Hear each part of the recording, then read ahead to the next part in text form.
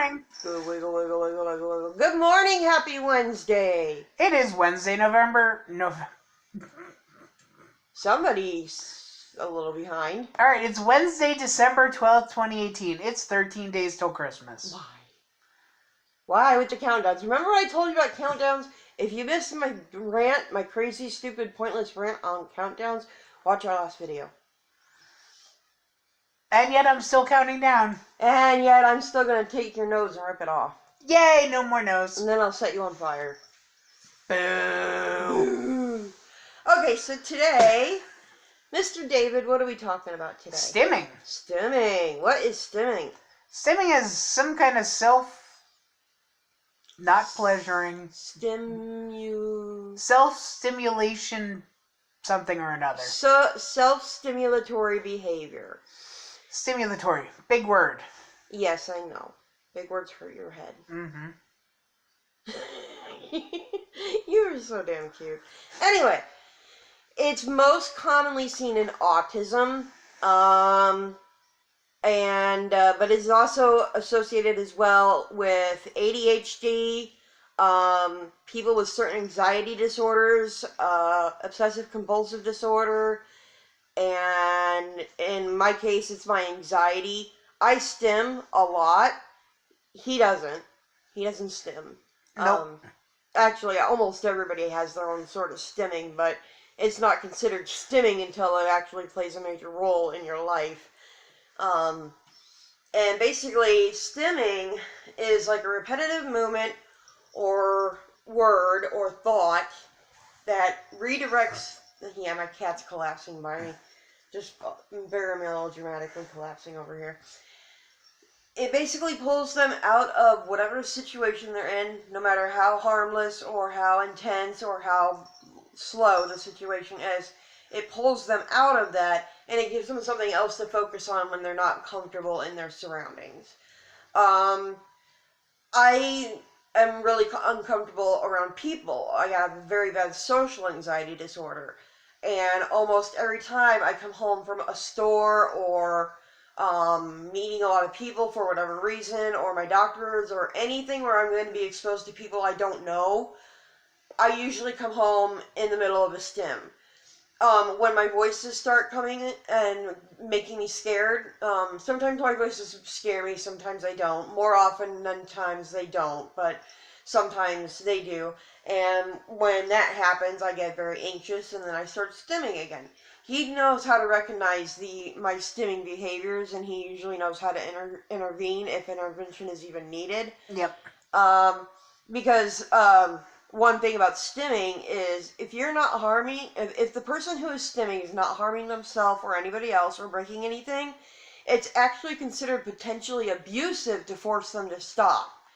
Because it can raise their anxiety levels beyond a certain threshold, and before you know it, they're in the hospital because they can't get control of themselves. Oh, would you stop being so cute? She's being super cute. Our cat is. Yeah, she's being super cute. So what is stimming? Okay, I made some notes. I wrote down stuff that I do, and I did some research to find out other common stimming behaviors. So I have quite a nice little list here. Anything that is self-soothing, it's kind of like...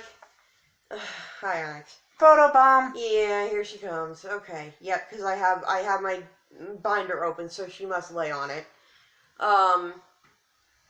What is that? Oh, you got a YouTube alert. What was I saying? Anything that's like self-soothing, kind of like a little kid with his security blanket or his favorite teddy bear. That's not necessarily stimming, but it is kind of along those lines. It's like the security blanket of our brains. Honey, you need to move because you're laying right on top of Mommy's notes. Yes, you are. Yes, you are. You're laying right on top of Mommy's notes. And you're being so cute. Yeah. Yes, everybody at home thinks you're very cute. But you need to leave, okay? Just for a little while. Alright? We go? Oh, not fair, Mom. Not fair. Okay, go play. lay down on daddy. There you go, that a girl. Anyway, here are some examples of stimming. Certain humming. If you're humming an actual song, you're probably not stimming. You probably just have a song stuck in your head. But if you're humming like the same thing over and over and over and over and over, that is probably stimming. If you do it when you're uncomfortable and it makes you feel better, that's stimming. Repetitive noises or words. This is one that I do. A very common one that I do is I make a noise. I'll start doing that over and over and over, and I'll like just making that, and when I start making that noise, he knows that I'm having a difficult time. Yep. Another very common one, which is one I do, and one that you'll see a lot in autism. Stop playing on my binder. I love you too, but I'll play with you later. Is flapping your hands. I do this a lot, like this, or sometimes like this. I usually do it like this, but a lot of people do this too, or they'll do this, or they'll actually start hitting each other with their own hands. Fingers twisting like this, or snapping repeatedly. If you start focusing on your fingers and they're just, your main focus, because it's easier to focus on your fingers than it is on the stuff around you. Just like with any stimming behavior, then it's stimming. Another common one is rocking. If you see, you see that. This is a really popular one. This is a very common one, especially among autism, and also among people like schizophrenics. I rock. I rock when I'm really bad. When I'm just doing this or making the noise, I'm okay. I'll be fine. It's gonna be fine. If I start rocking, then you know that I'm in trouble. Head banging is another one I do. Head banging is usually the point where I have to go to the hospital. If I'm to the point that I'm banging my head, and it actually does hurt. If you bang hard enough, it will hurt. If I'm at this point, it's time to call the hospital. Bye. Skin pulling or pinching or rubbing. If you see somebody doing this a lot and they're kind of focused on it, that can also be stimming. I do that sometimes. I'll go like this. I'll just sit here and do this, or I'll rub my, I've actually gotten to the point where I have like raw spots and stuff on my legs now, because I will take my heel and I will rub it up and down the shin of my other leg. Sometimes I do that when I'm laying down. Trichotillomania. Trichotillomania is... TTM. Yes, TTM is pulling out your hair. This is another one where if I'm at this point where I'm pulling hair out, I'm in the hospital. Actually, TTM technically is pulling hair out, pulling fingernails out. And any hair on your body too. Your arm hair, your leg hair, your chest hair, any hair on your body. It doesn't have to be the hair on your head. Yeah. TTM falls under all those. Yes. Or all those fall under TTM. Yes. People will actually sit there and pick and pick and pick and pick and pick and pick and pick until they break their nails. That counts. In fact, in some very minor cases, biting your nails could also be a stim if you're using it to take yourself out of a situation. Now, if you're just biting your nails nonchalantly and going about your daily life, that's just a bad habit. That's different. Let's see, pacing around. That is one that I do. That's one of my common ones. That's one of the ones where I'll sit down in bed and then I'll just get up and I'll walk around the apartment for no reason at all, just totally aimlessly. And I'll sit down again and then I'll get up and walk around again. Sometimes I do the same path back and forth. Sometimes I just kind of wander. But I do that a lot when I'm getting nervous, because then I can focus on the path that I'm taking rather than what's making me nervous.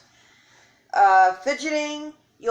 I know you've heard of fidget spinners. Everybody's heard of fidget spinners.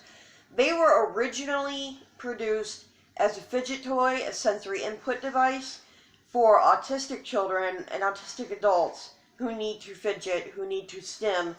They were developed for that. Unfortunately, they also became a huge fad, and everybody suddenly had to have one. Yep. We don't have any. One thing I do is I have what's called a glitter jar. I make these when and basically what it is, it's just glue, water, a little bit of dish soap, and glitter, and you glue the lid onto the jar, and there you go. You've got a glitter. You can buy snow globes at Christmas time and do the same thing. These help me sometimes because I can just shake them up and I can just completely focus on the glitter. I can watch one piece float around wherever I want. I can look at all the glitter all together. I can try to find shapes in the glitter, but it gets me out of the situation. I have tons of these. I've made these so many times. Yeah, I have a lot of these. I have a very large collection of these. I've even given some as gifts to certain people, and most people like them because they're kind of cool looking. But snow globes can be used for that too. Snow globes are generally just heavier and yeah. Yeah, and visual stims also like the glitter jar, or some people will actually like look at the static on a television. They'll stare at it, or they'll stare at like a ceiling fan going around and around and around and around. They will engulf themselves in watching the blades go around rather than dealing with whatever they're dealing with. That's actually one of mine. There you go. Yeah. That's one of mine when I'm like, okay, I don't want to deal with this.